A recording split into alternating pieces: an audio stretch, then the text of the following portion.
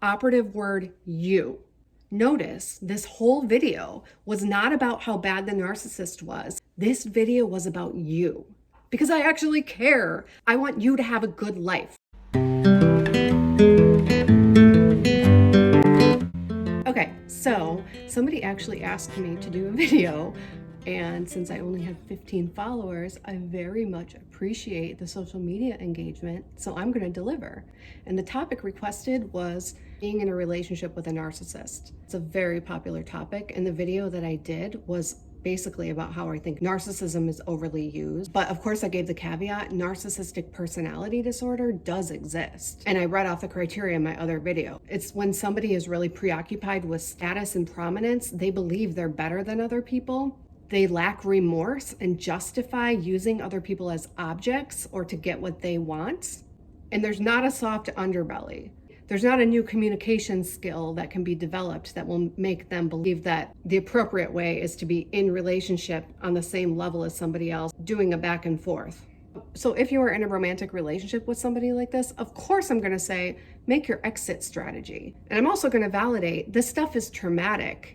Being in a relationship with somebody with narcissistic personality disorder can do a number on a person's perspective of themselves, perspective of other people, expectation of the world, especially if somebody has a highly sensitive temperament or the neurology of anxiety. That person is more susceptible to telling themselves a story of this one person in the world treating me like this must be meaningful. Must be meaningful for who I am, for who other people are, what I expect in the future. I also live in the real world though. I know that sometimes we have to navigate relationships with narcissists. Let's say you're co-parenting with an ex who fits that criteria. Or let's say your boss fits that criteria and you put applications out elsewhere, but nobody's biting and you kind of got to have food on the table.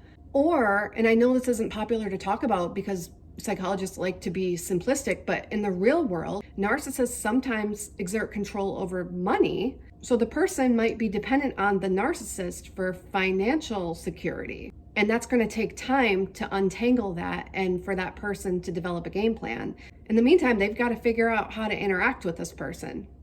Okay, so rule number one, if you're in a relationship with a narcissist, something for you to practice is called radical acceptance. Radical acceptance means you radically accept something that is unacceptable, but you accept that it exists.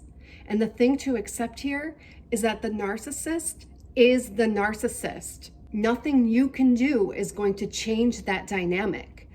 You can't manipulate or be kind enough or be gracious enough or be loving enough to get that person to change their psychology if they're a true narcissist. And sometimes it's very hard to radically accept that. Marsha Linehan is the dialectical behavioral therapy guru who made up radical acceptance. And she said, in order to accept something, you have to say to yourself three things. This thing is as it is, and it is possible to accept it. There is a reason that this thing is what it is, and I don't have to understand the reason in order to accept it. I don't have to get caught up in analyzing it. Number three, this moment is worth living, even though I'm accepting that unacceptable thing.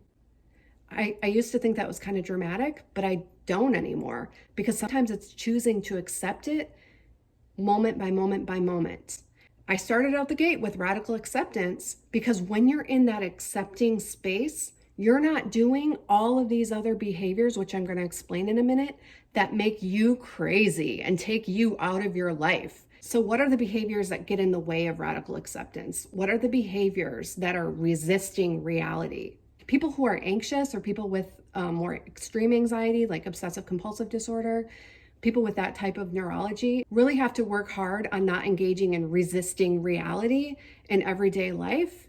But now you've got this context to practice it in, which is really, really difficult because it's really unacceptable. You're being mistreated. But I'm still going to tell you the things to practice. Number one behavior, which is resistance, is analyzing. Analyzing can sometimes be very validating because you're realizing like this person has problems. Okay, that means I'm not the problem. You can be looking at videos on YouTube, scrolling, all this stuff about how bad narcissists are. That's analyzing and figuring out the narcissist. Well, you already know about the narcissist. That analyzing now has just become resisting reality, and it takes you out of your moment. So that's number one. Second behavior that is resistance-based and gets you out of your life, seeking reassurance. Seeking reassurance can come in the form of talking to your friends about how terrible this person is, or searching the internet for the criteria of a narcissist to give yourself that feeling of this person is bad, this person is wrong. Seeking reassurance isn't quite in surrender and acceptance. And it actually becomes kind of addictive. It feels safe. Like if you have that little, is there something wrong with me? Or could I change this person? Especially if you've ever really had what you felt was love with them, that reassurance can be very validating. And yes, addictive. Something that if you're not getting the reassurance, it feels anxiety provoking. And of course, the third behavior, which is resisting reality, is acting in ways that are attempts to get the other person to feel or act a certain way toward you. Sometimes you'll so badly want the other person just to validate, just to say, oh, you're not crazy. Especially if they've been saying you're crazy or if that's part of the manipulation. Sometimes you just want them to give you some kind of scrap of consideration and human decency.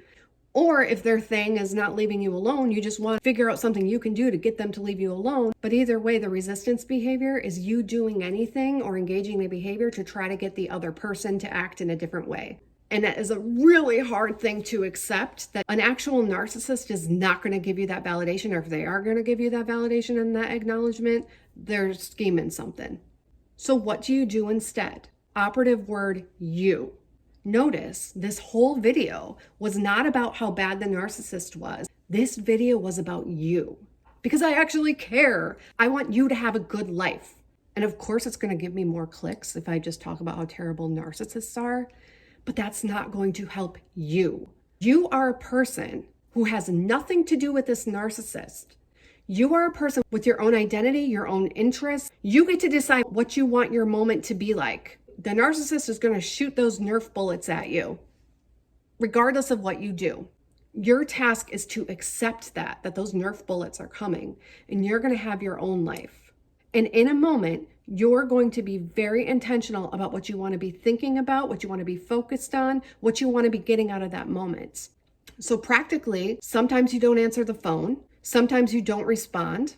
Maybe you only communicate in email. You get very used to not getting baited, not having an emotional reaction that they want you to have. Because you've already watched all the videos on narcissists. You know what they're going to do. You know the classic maneuvers and manipulation, and they're good at it. You are good at not getting baited. The most interaction you're going to have with a narcissist when they try to manipulate you through gaslighting or guilting or criticizing or belittling or changing the subject or any other thing is you're going to repeat yourself. Ignore the Nerf bullets. You will ignore the guilting. You will ignore the manipulation attempts. If they try to gaslight you, you do not bite that bait. You don't try to say, what are you talking about? She didn't actually say that. That never happened. You don't do any of that. You ignore it. Ignore all the manipulation techniques, and that's it. You cannot untangle yourself if you haven't radically accepted that this person is who they are. And no matter what you do, it's not going to change them. It's not going to change their perception of you, and it's not going to change their behavior. You have to want nothing from them. Not approval, not validation, not peace from them, not acknowledgement. In order to be completely stoically blank, you are all business, and you repeat yourself if need be. Radically accept that it's not going to go anywhere. Also, if you're in a relationship with somebody like this, you want to build up your life as much as possible independent of them. You might give parameters of, I only respond to email, I only respond to text between the hours of this and this. If you live with that person, you might want to arrange your life so that you're passing ships and you've got a lot of activity outside of the house. Very few interactions for that person to get supply from you or to engage in something where they're trying to bait you. This is just practical. But that radical acceptance piece, man, that's the part that people need to hear. All this other stuff is kind of common sense, but you can't pull that off if you haven't radically accepted the reality that you're in.